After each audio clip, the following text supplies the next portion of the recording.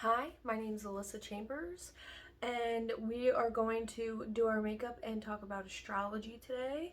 The last episode that I did was how to look up your birth chart, and this is going to be the planets. The first part, there's going to be two parts. There's a lot of planets, and I have a lot to say. Okay, so first things first is Mercury. So Mercury looks on your chart like a little person with horns. Mercury is ruled by Gemini and Virgo, because Gemini is also communication, but Virgo is a lot of like internal dialogue, if you will. Mercury is how organized you are, how your thoughts are, the things you think about, and like how you think about them, and how you speak and communicate. So, for example, somebody who has a fire Mercury is going to speak to somebody very passionately. Now, of course, the other planets and houses will influence things in different ways. So if it's in a different house, which we'll get into later, it can change things, but for the most part, it's pretty accurate. Mercury has a really big influence on people because how someone portrays themselves might not necessarily be how they speak to someone. So you could easily have a Cancer sign, sun sign, and have a Leo Mercury. So you could be pretty much shy until somebody like really makes you pop off and then you get crazy. Now, the thing with people's charts, if you want to start to learn how to predict parts of people's charts, Mercury is kind of easy to figure out depending on how well you know signs, because it changes only 14 to 30 days between that time. So, and it stays kind of around where the sun is. So, somebody can't have like an Aries sun and a Leo Mercury. It's just not possible. Next, we have Venus. Venus is shaped like a little person with a head, arm, and like a point for the legs. Venus is essentially how you love, kind of. It's like how you like to give and receive love, which, if you watch my last video, I was talking about the love languages. And a good way to be able to tell how somebody likes to give and receive love is through their Venus. It's beauty, it's their creativity, it's things that they like to have, like to own, things like that. So somebody could have, a very lovey-dovey sign on the surface, but their Venus could be very clammed up. They don't like PDA, stuff like that. So if you're really trying to see if you're like compatible with somebody, something very important to look at is their Venus. Venus stays in the same sign for 23 days to 2 months. And it stays similar to where the sun is, so it can't really stray too far.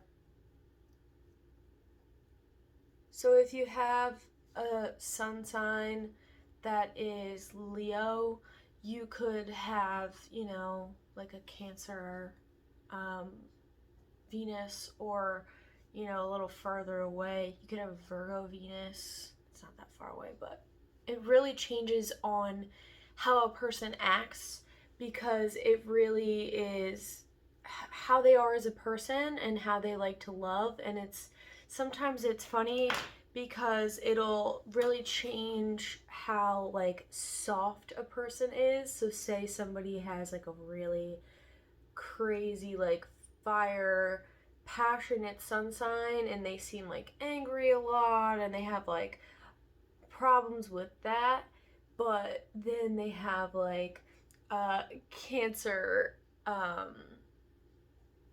Venus and they're just like, I just want to be loved. Venus is actually ruled by Taurus and Libra, which is why I think that Libra gets a bad rep when it comes to like being flirty and stuff, but it's just kind of like in their nature. Now, the Earth is a very interesting subject.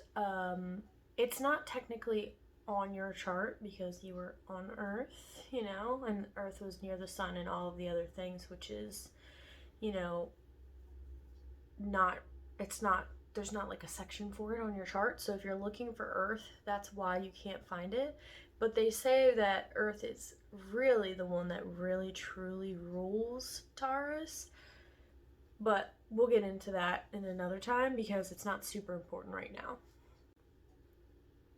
So next you have Mars. Mars is the symbol of a circle with an arrow pointing. I think it's one of the genders. I feel so stupid that I can't remember if it's like boy or girl right now. I want to say it's boy. Who really cares? So Mars is basically our actions and reactions to things. It's what makes us competitive. It's what really like drives us. So depending on what sign it's in and what sign you are, it can really, really affect you as a person. So you can go from being somebody who seems really chill and really calm to like when you do sports, it just brings out like the crazy of you.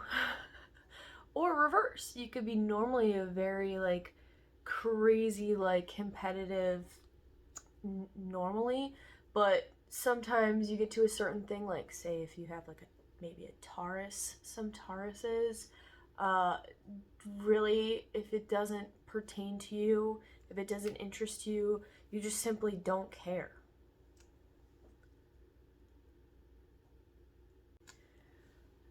Aries is known for being ruled by Mars, and it's the god of war. So I think that really says a lot. I think that kind of just like honestly really explains it.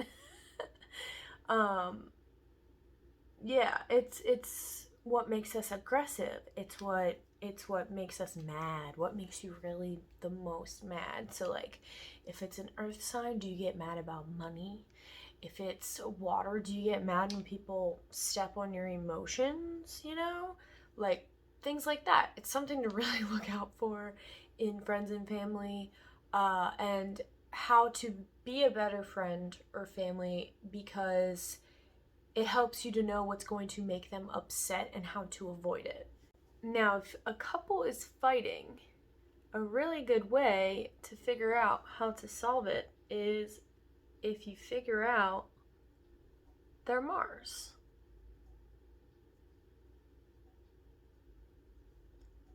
Then you can figure out how this person fights, how that person fights, and how to solve it, basically. Mars takes 1.5-ish months, sometimes a little bit longer, to get from one sign to the next. Finally, for this video anyway, we have Jupiter. So Jupiter on your chart is kind of shaped like a 4 with like a little swirl to it. So the saying, you know, like girls go to Jupiter to get more stupider or whatever, is actually like a good way to remember what Jupiter is for, because obviously Mars is not for candy bars, but Jupiter is actually about learning. Jupiter is ruled by the sign Sagittarius. Sagittarius is also about learning and teaching, and the way you go about it. So if you have Jupiter that's in an earth sign, you're very organized, usually. You really think things through. You like things to be organized. That's how you enjoy and are best receiving knowledge. It's also about like traveling and journeys. Jupiter is something you really want to focus on if you're trying to figure out like what to do with your life. Uh, it really helps you to learn a lot about yourself and learn in general. So if you don't know what your Jupiter is, then it's going to be harder. I'm sure you can figure out how you like to learn and things like that, but it's best to have your Jupiter because it will help you. So that's how you grow, essentially, is Jupiter. So some people grow from a water sign, so they grow through emotions. Some people grow through a fire sign, so they grow through passion and initiative and drive and things like that.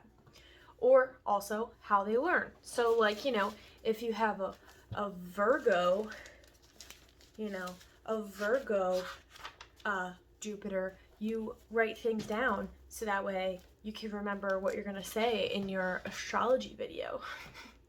Now, Jupiter is when it starts taking a bit longer to go around the sun, and more so even with the signs that we're going to talk about in the next video.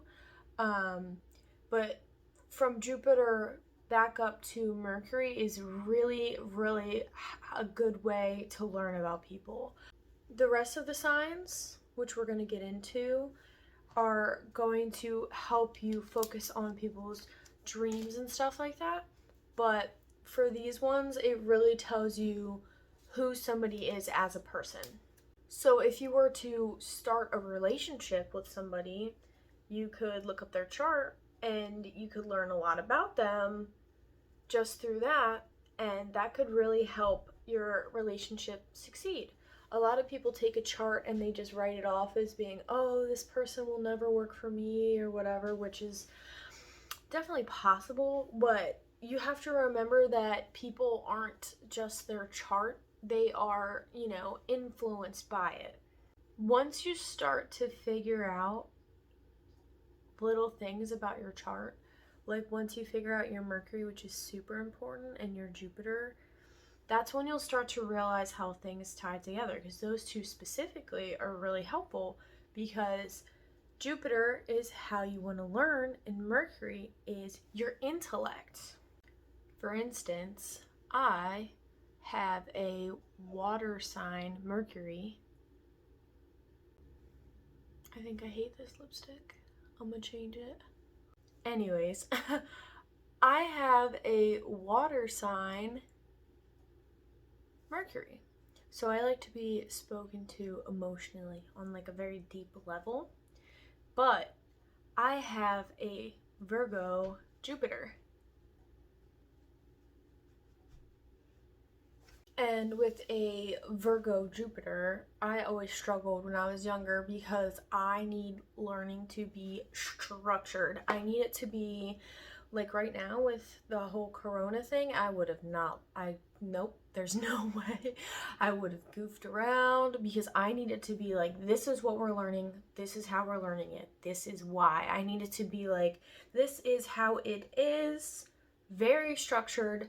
So that says a lot about me, but your sign is different and that influences you in a different way. But it's kind of cool because you'll start to notice, this sign does this and this sign does that and how they affect each other. So starting out with looking at your chart, learning the symbols, and then learning so far the planets, because the planets don't change, which is what's really cool. The planets are always going to represent the things that they represent, and the signs are what makes them you. And then the houses are even deeper of how it makes it you. But that's super getting ahead of ourselves. Thank you for watching.